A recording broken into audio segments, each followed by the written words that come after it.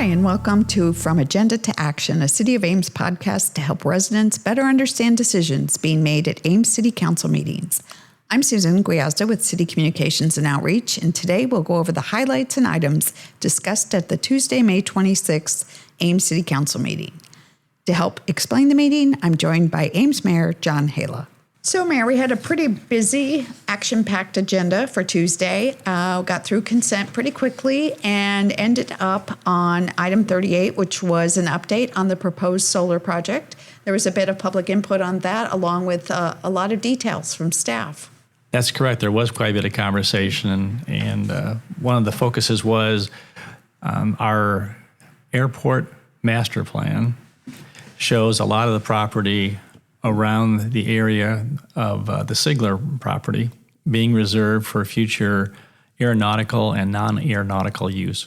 And one of that is a farm ground of about 50 acres that is currently leased by John Deere for use in testing their sprayers. A few weeks ago, Council voted to withhold any property that was slated for future development at the airport from being used for the solar farm. And the solar developer made it very clear that unless they had farm ground, which was currently being leased by John Deere, that they would not be able to economically produce electricity via solar panels. And Council greatly appreciated the fact that the developers committed to delivering cost-effective, renewable energy from this project. Ultimately, Council decided to not release any more land, including this land that was rented by John Deere, to be added to the solar project.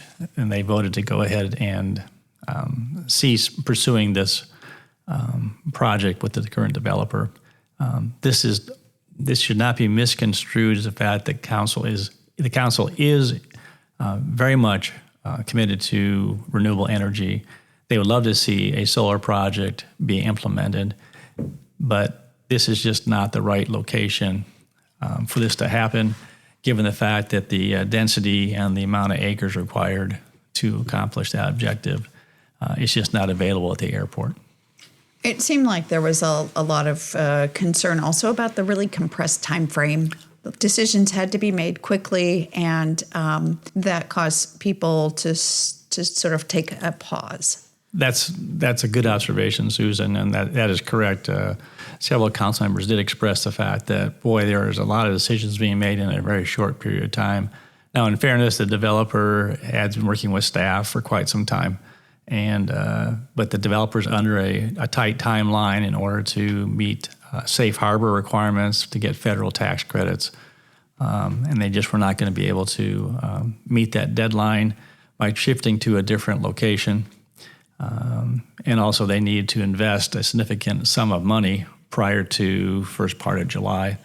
So consequently, it just was not going to be a good fit.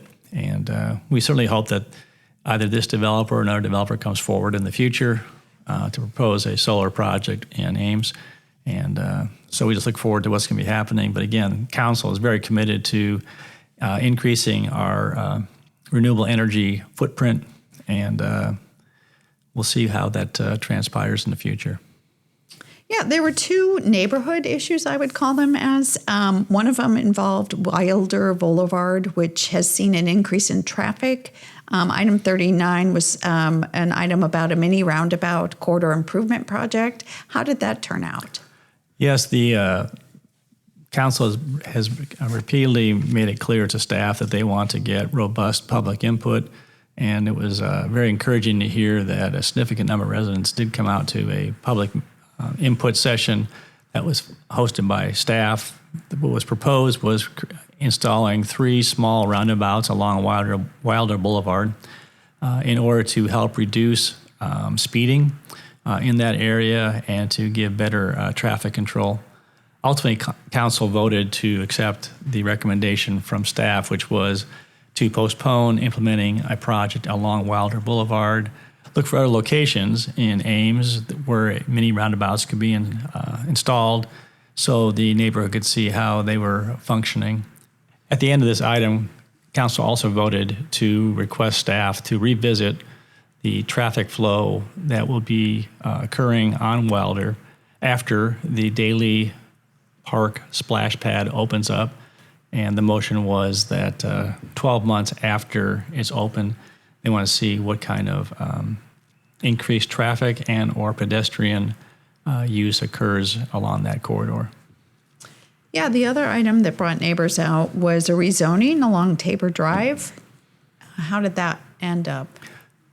Yes, there was a very much significant interest by on the part of residents that live around that area. Currently, on the north side of Tabor Drive, their houses are developed, and on the south side is currently an open piece of property. This property has been held by several different property owners, but it certainly fits within the council's vision for doing infill projects.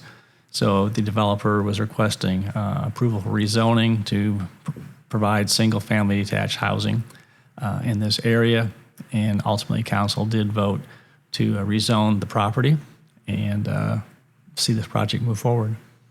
Yeah, it's always a nice meeting when you get input from residents, particularly those who are directly impacted by that. And to me, it's obvious that the council appreciates the input.